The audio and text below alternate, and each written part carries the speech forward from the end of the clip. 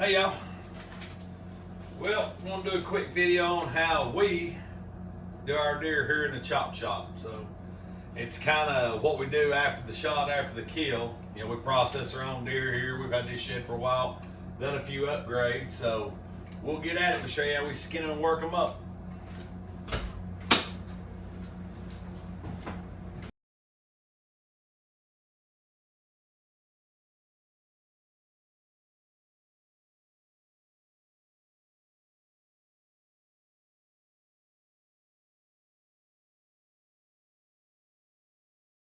Now we got her up. I use a fillet knife. I think this is a 6-inch fillet knife. Got a sharpener, sharpen it with. All we're going to do, which this deer wasn't washed out real good. This was somebody's got dropped off. But anyway, we're gonna cut this out. Now this deer's been hanging. The guy that killed it requested it be hung for 5 days. Now usually we do that. We let the air conditioner or the cooler part hit the back of the deer where they don't get as black. It definitely helps on the meat, but what you're gonna do, you're just gonna slice this skin back, lay your knife there and slit right up to where the gamble hook is, right behind that tendon. Just peel it back.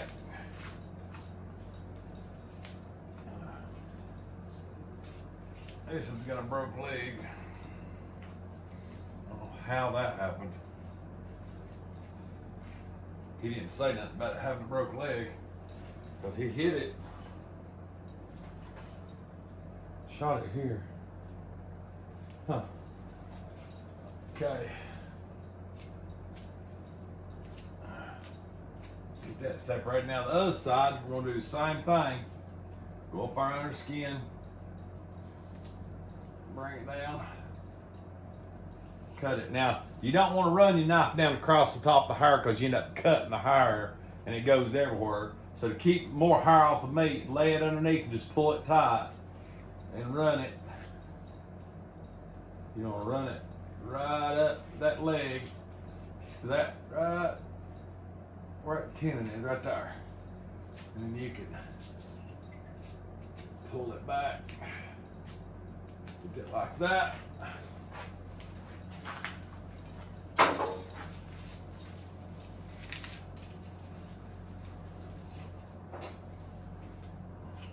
Get that fat out of the way.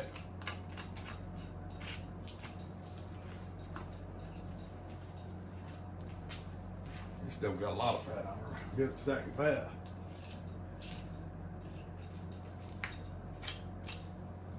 Alright, lower her down a little bit. Used a boat winch before and got that Warren winch. Pretty pleased with it. I've got a Harbor Freight winch in the cooler. I'll do a video on it. That thing has been, for the price, it has been worth every penny in that small cooler I got. I'll spin this thing around.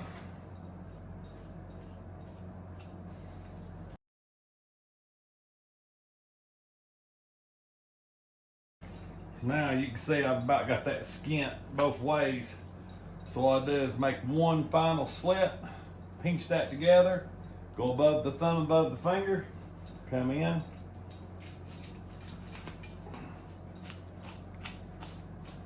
there's that side. Same thing here as the other side, but you can pull it pretty much, just pull it down. Especially if it's been hanging a few days. A lot of people like skin them the same day they get them. We do a lot of deer through here. We're not actually crazy about doing it the same day. I have done some that way, and I have to do them when we cape them. But as far as our normal processing and stuff, this is our normal. Pinch, through, up. Now, roll it, pull, roll it, pull. Alright, we're going to go up. Now, a lot of people like to whack on these tails. Basically, just cut the fat and stuff around it. And you can, there's joints in that tail. You just cut into that and tail pops right off. So, not that big a deal. Get her on up here and roll it. Give it a nice jerk.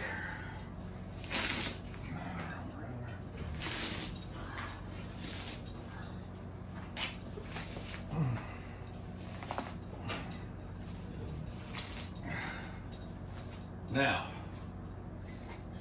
got her down to her shoulders. When you get down close to them shoulders, you'll start rolling that muscle around the corner. So you're going to want to kind of trim it back a little bit.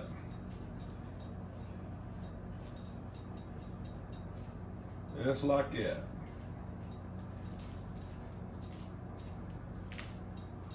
Same on the other side, which this has got, might be some damaged meat here from the hit. So we're gonna go right up through there.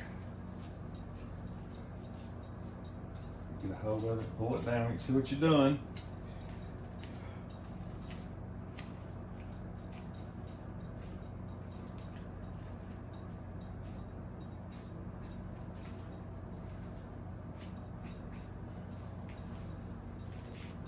And then usually what I do is, you know, there's no meat, real good meat down here. There is some that shank will probably get. Pull it, start from underneath and go out the outside of that leg. Same as this side.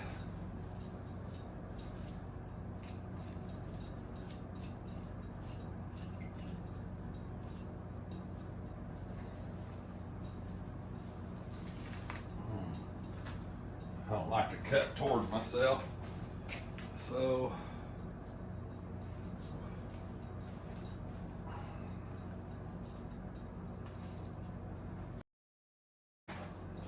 it tends to be a little tougher to get around that brisket.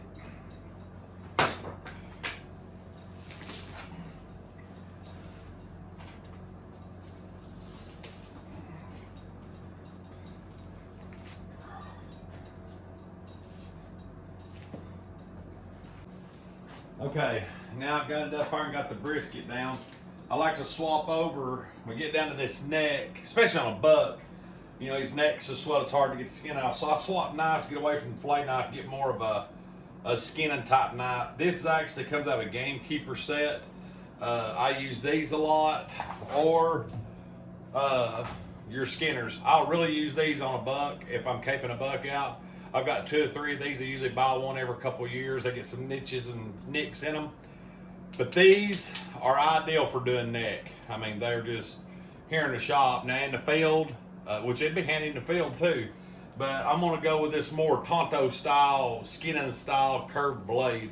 You can see that I got the same shape. Makes it a little bit easier to get around this neck.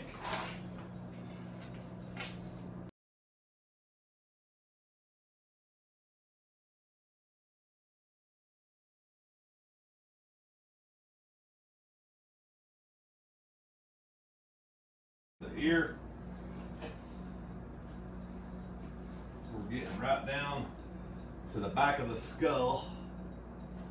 So, cut around that bone. Be careful doing this because I actually stabbed myself last year and had to go to the emergency room.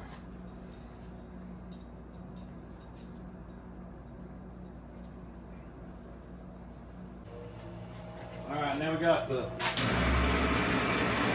legs and the head off. Got the hide and everything over out of the way.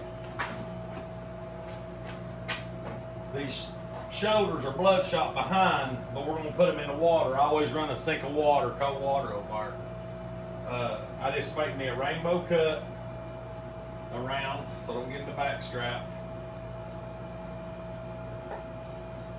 You can feel that piece right there. Just come straight down.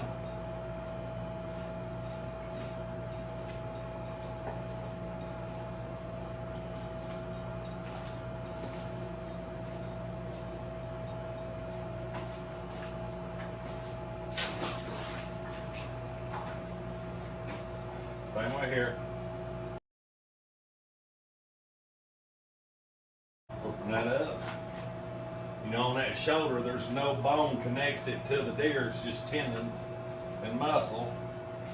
And right down that neck roast.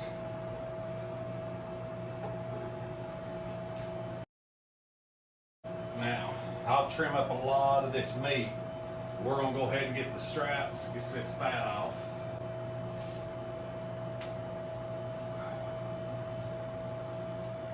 Good meat.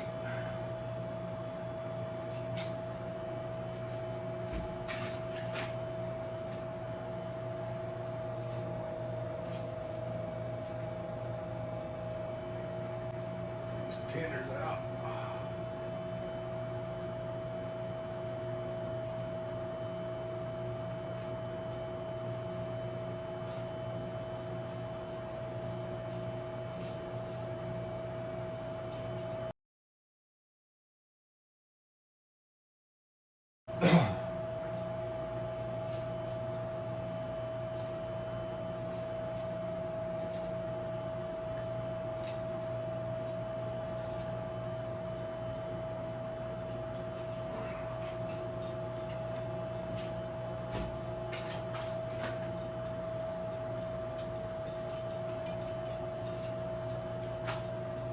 Find that spine, take your fillet knife or boner knife, just go right down, and I cut all the way down into the neck, because I'm going to split that neck roast. Most people like theirs ground, some people like to save the neck roast, but just gonna get a hold of this, start working it out.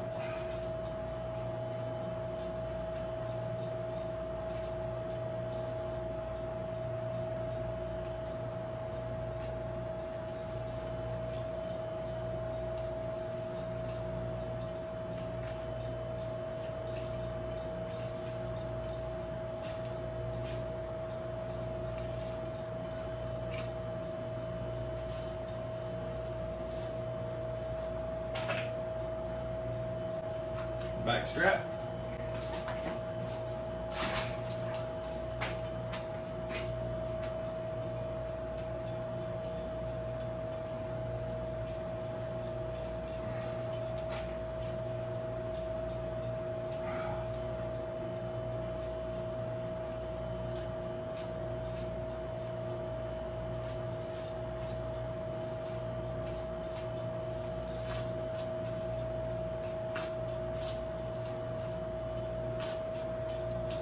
That one come out a lot better than the other one. The other one's kind of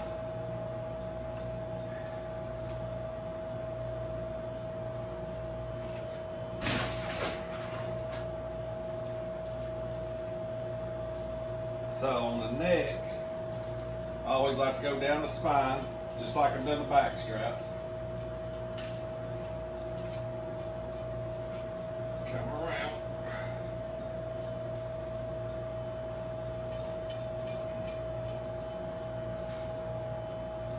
Find the esophagus.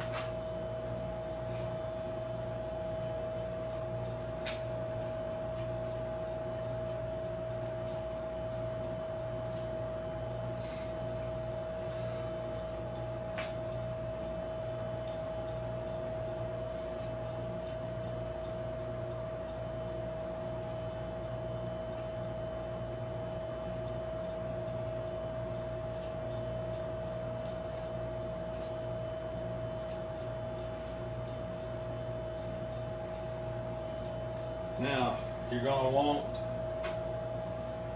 cut the esophagus out. Just take it, pull it out, neck roast. Now, there's a lot of little pieces of meat on here. I'll get a tub and trim them off here in a second before we do away with it.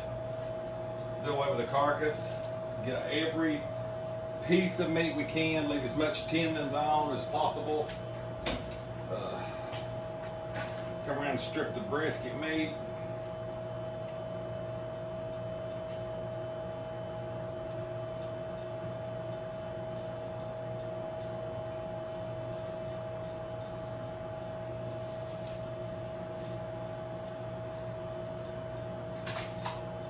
Alright, now there's a real good piece of meat right here, that rib flank meat. It's thicker on bucks, but it's real good meat on the does too. This one's kind of thin on her, which I got a lot of it with the shoulder. So, main thing is just go in and get every piece of meat that you can possibly work up that don't have a lot of gristle. I hate bone dust and I hate gristle in my meat. Now, some people will want the ribs. If they want the ribs, I have a Sawzall. I'll cut them right down through here and roll them up and vacuum them best I can. If they don't, like on this one, you can about see through the rib meat. I mean, we can always strip it.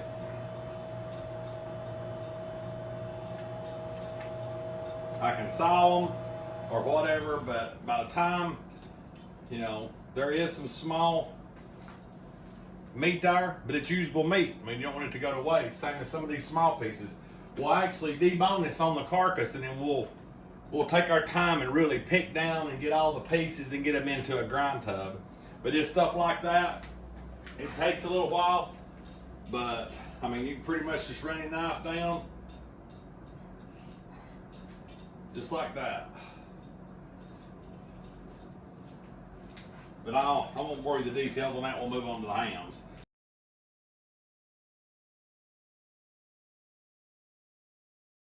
Okay, first things first, he cut a lot of skin off this side, so a lot of that got black or bloodshot. So I'm just going to go right down the edge of it, get that meat that got real dry from the cooler or the exposed air, and get it off first.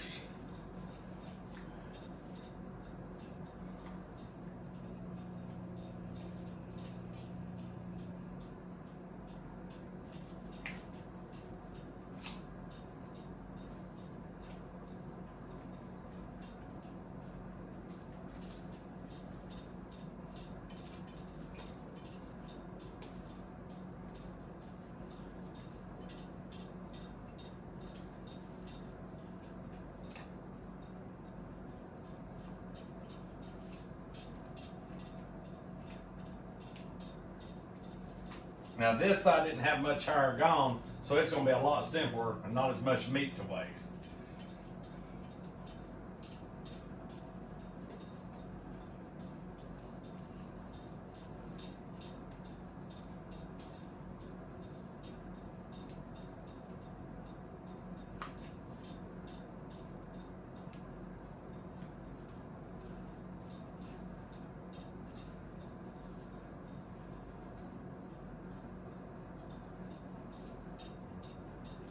Okay, that's just the bone. Okay, now where I start on these, and to debone them on here, on the carcass, it takes a little bit of practice. I'm gonna do this side first because this side's broke. So basically, you have the bone here. You got your leg comes down, you got the bottom of your bone before it goes into that round steak. Then you've got this tendon. You don't want to cut that tendon or fall off the gamble hook. So you're gonna come down. The main goal of this is to get a cut around, and then that bone runs all the way down to the knuckle, the pivot in that hip. So what I do is kind of imagine, you can kind of imagine a line through here. So I'm gonna bring my knife back here and make a cut end. I hit bone. Okay, I didn't lose that tendon, there's enough shank holding it. So I'm all the way down till I've hit this bone that runs down here.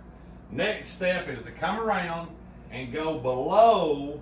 You can feel it. If you hit it, just come down a little bit further where that leg comes in, and you're gonna make a cut all the way around. Now, right there is the bone. You're only gonna wanna put in about maybe 2 inches, 2.5 inches of your knife, but you're gonna come in, lay it on that bone, and you're just gonna wiggle it back and forth all the way down till it stops. Then take your knife, go back to the pelvic bone, and make a cut straight down into a V. Just like that. That's going to allow you to push that meat back. We'll zoom in.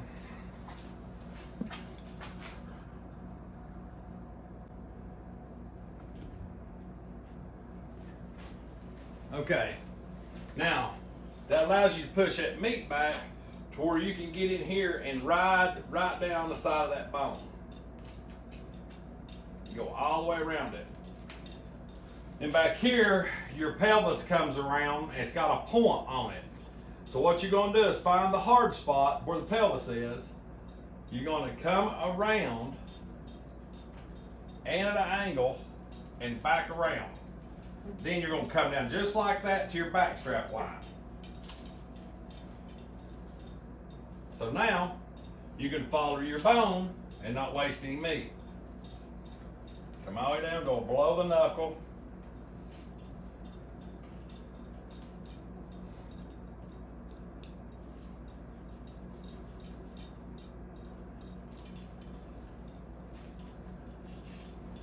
Go below the knuckle.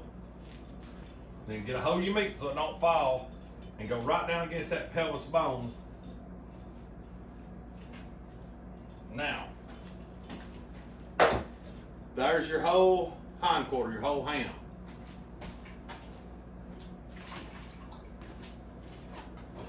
All right, now, I'm sure some of you are thinking, well, I still see some meat. Well, that's where the pickings come from. Usually, I'm on the table, but I'll cut this piece here's basically right there against the bone. So if you want to pick it to death, you can. A lot of this is tendony meat. As you can see right here, that's the pelvis. It's almost transparent. You can see through it. That membrane, there's your bone. And really up here on the shank, you've got some pretty good meat. But after the main meat's off, you can go back and kind of pick the carcass how you want to, what's left. Now, a lot of people I'll cut some more of this off in a minute. A lot of people take a hatchet or a saw. Me personally, I don't. I use one of the butt outs.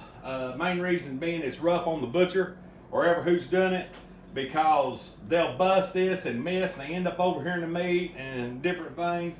It's easy to get your hands cut, so usually I'll just use the butt out and I'll cut around. But on the deer I decided to make the video with, it's actually split. So on one of my deer that I kill, this won't be split. But we've got a problem here. I can see bone fragments and this is broke. So that's why I chose to go to this side. I'm gonna do the same thing, repeat as the other side, and hopefully this won't give.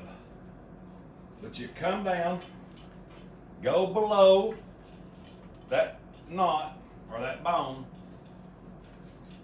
and you're gonna make it meet, like I said, 2.5.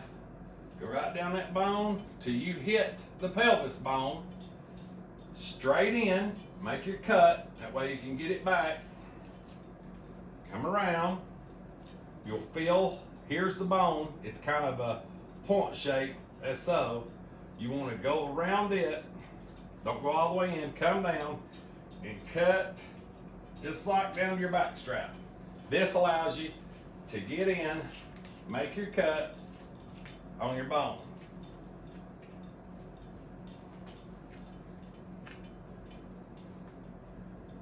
Now here's where I'm afraid it's gonna let go.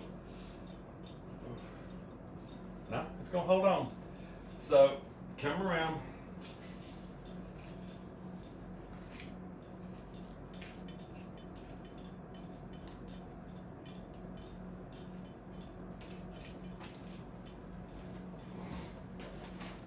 All right, I got me a good table here, good cutting board, sharp knife. So we'll start with a ham first. So basically that's a whole hindquarter of a deer. Now, there is lines everywhere to show you where to get the meat out. So if you kind of look at it, you can see that this is a separate muscle from the rest of it. So all you're gonna do is cut that and just follow it around. Now, this little chunk of meat up here that I slice through, it's kind of like the wrap, the bottom of the shank. So usually what I do is just cut it off and I'll lay it to the side for grind. And then you can just take this membrane and pull back. You might have to cut it in a couple spots, but you just roll that around.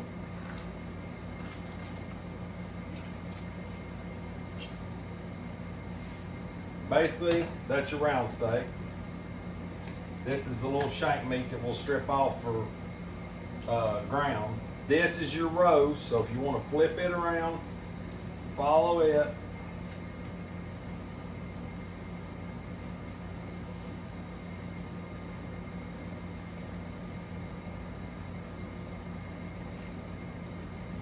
Basically, that's your roast. Then, get rid of some of this fat, wrinkles, or wrinkle that fat. There's a little more shank meat. Set that over for shank. Take and cut this one off. Alright, now some people call this a sirloin. It's just one great big fat steak. It's really good meat. It's actually the inner loin of the deer. It's not actually the tenderloin or the tenders, but it's the inside leg of the deer, the thigh of the deer. And it'll have a lot of fat on the back of it. So basically, to dress it up the best that I can, I want to get this tendon off. So you're going to cut that hard tendon. Then, take your knife, go in and pull up while you're doing it. Take that hard tendon off that side. You want to get all the silver skin off. Now this silver skin is thin stuff. It don't have much taste in it, you know, wild game taste in it.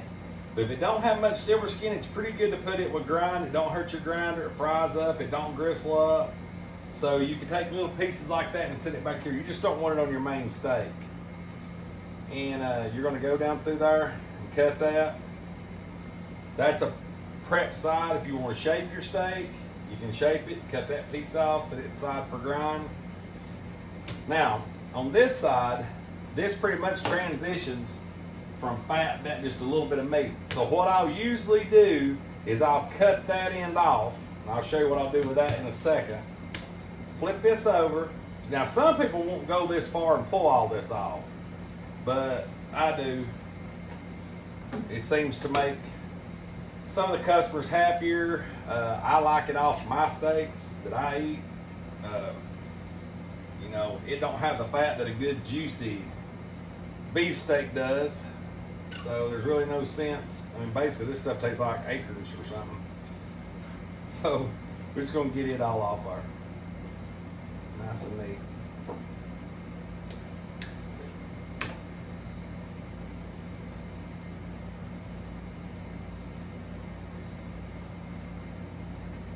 Now, that right there is a sirloin steak.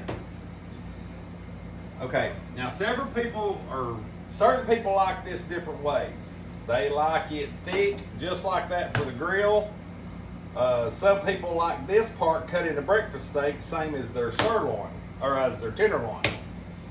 So, I'm gonna leave that. I think this guy's wanting mainly steaks out of his.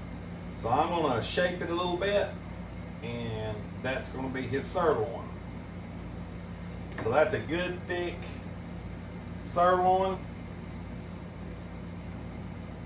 Set it right here till you're ready to vacuum seal it. Now, on the other part of that, I basically just come down through there and cut the meat off. This is really good grind meat.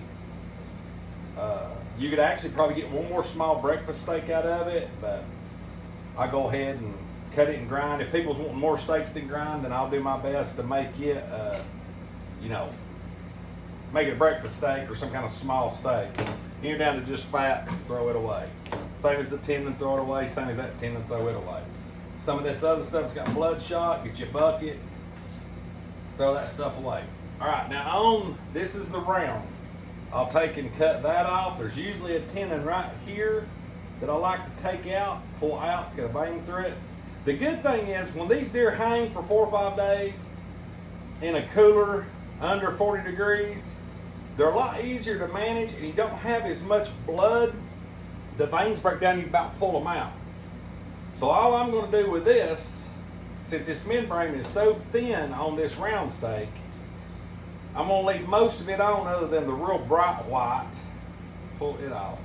Then I usually take that round steak and set it, you know, belly down, or the bottom down that's cut, I'm going to cut the end off, which is going to go to ground.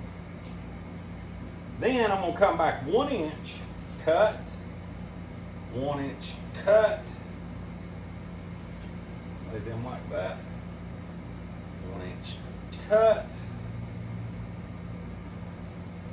1 inch, cut. Now, as you can see, that makes a beautiful round steak. No bone. So stack them up, 3 of those.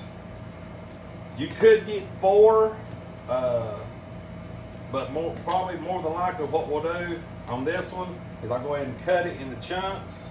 You can make stew meat out of it. In this case, I'm going to do grind. Unless somebody specifically asks for cube, which just makes great beef stew, I'll usually just cut it up.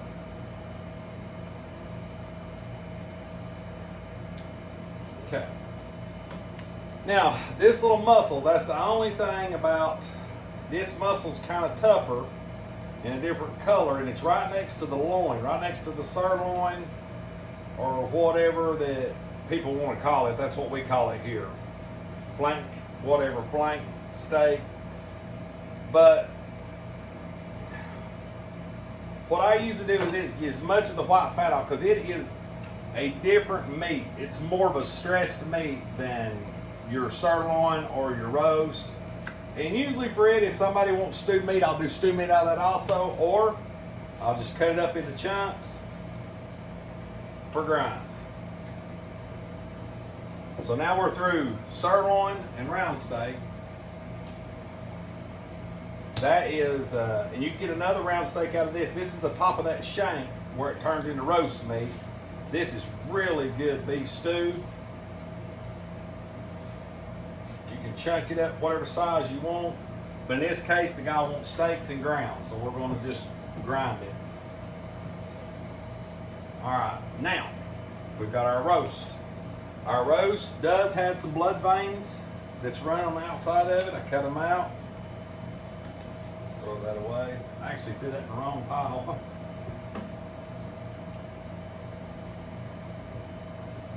Just like that. And then I'm going to do the same as I did with the sirloin. Come down. Dress this up. There's actually a top layer right over this roast that I like, me personally, I like to cut away, get it out of the way. This makes really good grind. Okay, right there along where that pelvis was, there's a little bit of dried meat. We're going to get that rough cut off there, rough look off there. Got a nice clean edge. Just set that to the side. I'm going to get as much of this silver skin off as I can. Like I said, some people don't go this far. We do.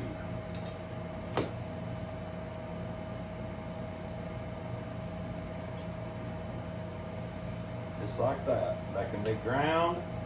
It will fry up. And cutting this silver skin off, when you do this in a crock pot, if this is still on, it kind of holds your meat together. When this is not on, and you put it in a crock pot, you take a fork and just run down it, it'll just open it up.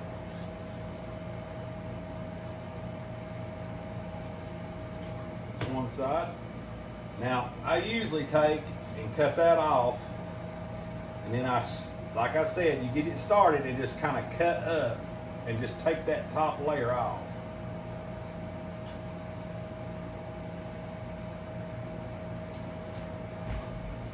And you'll have just a little bit to cut away.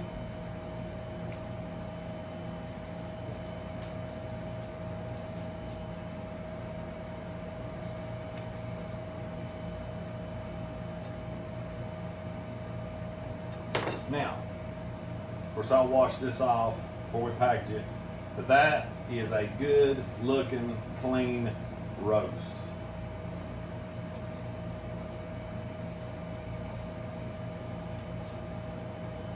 Kind of picky about my cuts, sorry. So, roast, round steak, sirloin. Then we got stew meat, grind, and everything over here. So I will leave that to the side, and we'll move on to. I won't do another one since you've seen that. So I'll go to backstrap and tender or front and shoulder and show you what I do then. So here's your backstraps. A lot of people want these whole 1-inch medallions, whatever you want to call it. Breakfast steak sliced. So basically, same thing I've been doing to all of them. We'll start back here. There's one great big tendon runs down that backstrap, and it's almost like you're filleting the skin off of a big fish, stripe or something. Turn it around, hold down, keep it going. Okay, there is some meat we can salvage off that. Go over here and grab this side tendon, same thing. I start in the middle, go up, come back. Now, that tendon runs down the side, it kind of rolls off to the neck, the top of the shoulder, it comes off the backstrap. So what you're going to want to do is take your knife and cut right along that white line where that tendon is and take that off. We'll save that. We're going to trim that up a little bit better that's your trimmings for grind. Same thing here.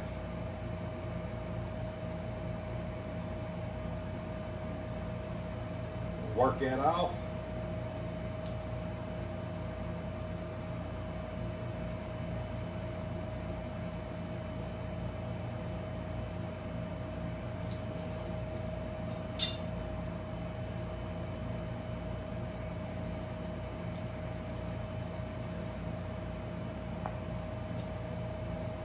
Now, go down the side, kind of get some of that side off, cut that piece off.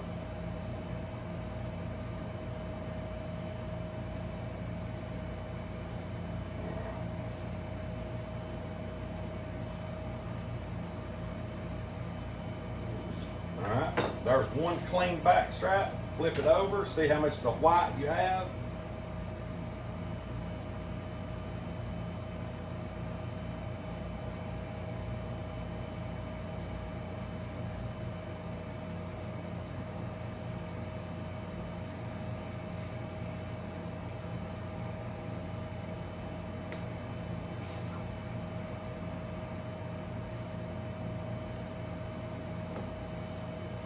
Put that over there. Now, that we've got all that off. Sarah, could you look at that red book and see if they want it medallion or sliced? While she's looking, I'll show you what you can do with this. You just pretty much there's good meat on there, you just want to get it all off of that hard tendon. And some people will just grind the tendon and all, but I don't like gristle in my deer meat, and most of my customers don't like gristle. I've not had no complaints taking this out. So I'm just gonna right down there and strip as much of it off as possible. Get down to just that tendon. It's the wing job. This is last backstraps. Okay. So, see there, you get all that meat off the back side of that tendon. And same here. You just basically gonna cut the good meat away. And we'll still look at that a little closer when we get to grind. That all's good.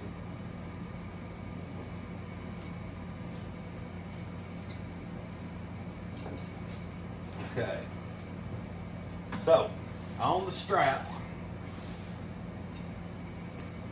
say you want it sliced. That's the sliced tenderloins and backstraps. All right. So he wants 1-inch medallions, just like that. Thumb width wide, 1-inch medallions.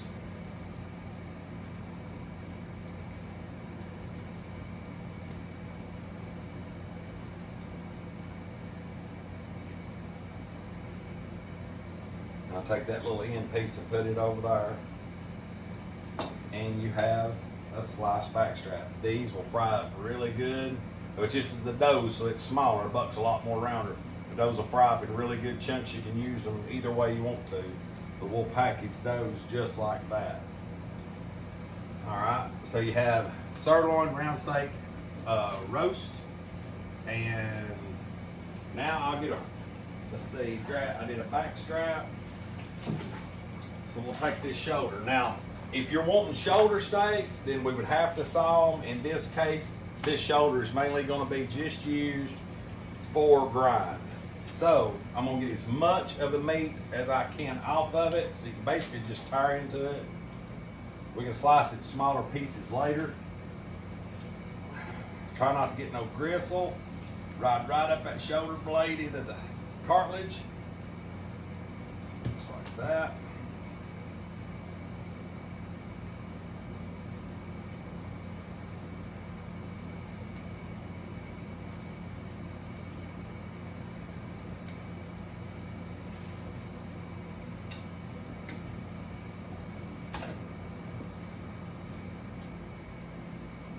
Anywhere I can ride into that bone and get a chunk of meat is what I'm going to do.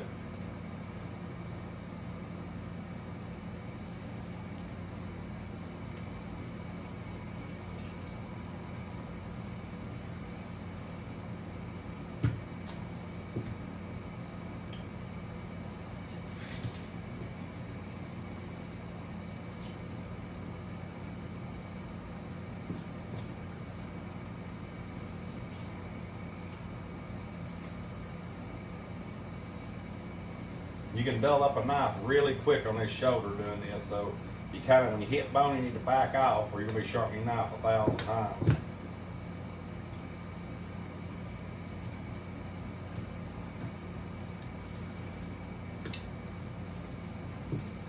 But basically, you get the idea.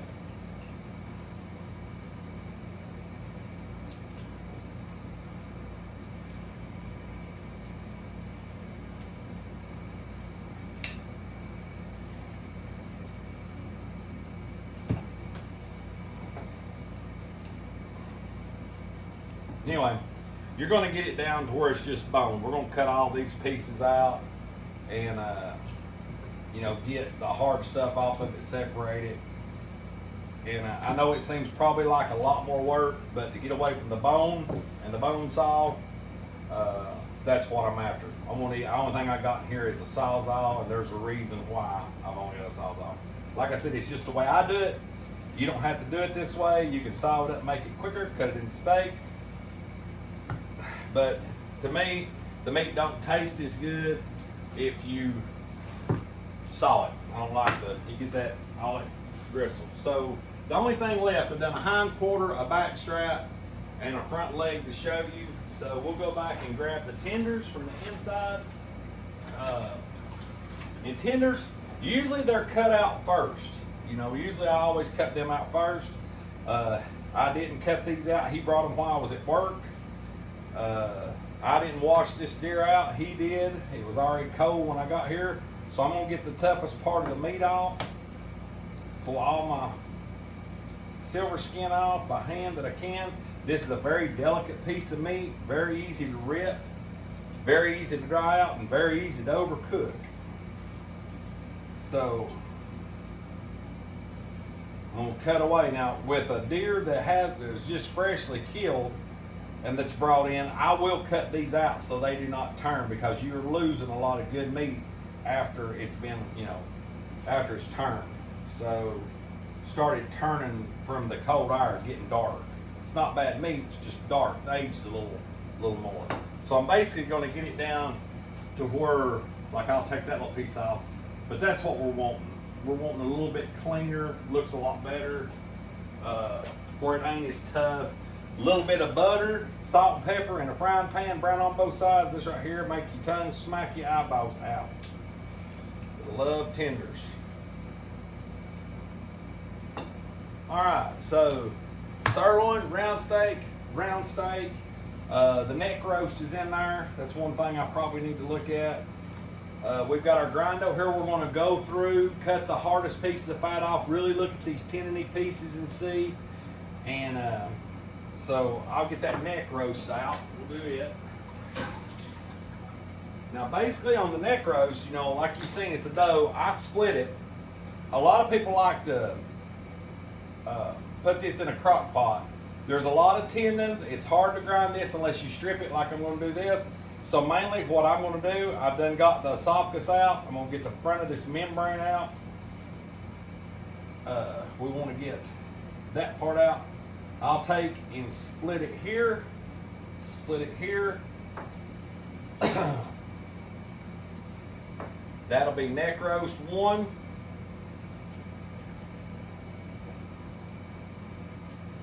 Cut that piece of fat off. That would be neck roast 2. Now the center part, I will take and fillet it and get these 2 big pieces out, get some of this off, and it'll go in the grind piles as well. So basically, that's a front shoulder, a hind quarter, 1 back strap done, and 1 tender done. So, and 1 front shoulder cut down, which that does have more trimming. So we'll stop here, and then we'll show you the next process as we vacuum seal and go from there.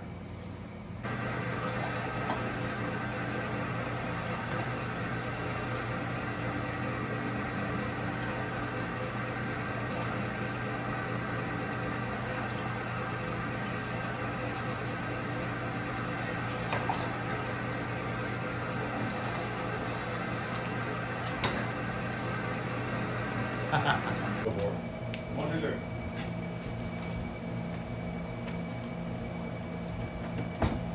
Not no 1, 2, 3.